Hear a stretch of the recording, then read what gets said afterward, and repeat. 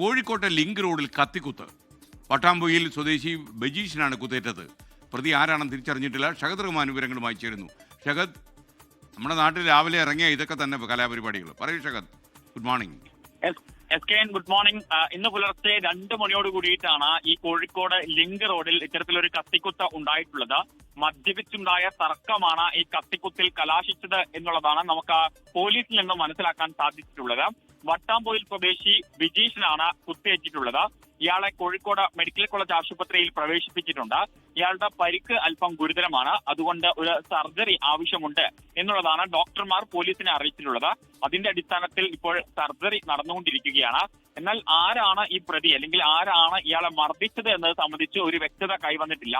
കാരണം ഈ സംഭവം നടക്കുന്ന സമയത്ത് ഈ ബിജീഷും മദ്യലഹരിയിലായിരുന്നു. അതുകൊണ്ട് പോലീസിന് ഇയാളോട് കൂടുതൽ കാര്യങ്ങൾ ചോദിച്ച് മനസ്സിലാക്കാൻ സാധിച്ചിട്ടില്ല. അപ്പോൾ സർജറി കഴിഞ്ഞ് ഇയാളെ വാർഡിലേക്ക് മാറ്റിയ ശേഷമായിരിക്കും ഇയാളുടെ മൊഴി രേഖപ്പെടുത്തുക. അതിനുശേഷമായിരിക്കും ഈ പ്രതിയിലേക്ക് അന്വേഷണ സംഘം എത്തുക. എങ്കിൽ പോലും പ്രതിയെ സംബന്ധിച്ച് ഏകദേശം ഒരു ധാരണ പോലീസിനുണ്ട്. പക്ഷേ ഇയാളുടെ മൊഴി കൂടി എടുത്ത ശേഷമായിരിക്കും തുടർ നടപടികൾ ഉണ്ടാവുക.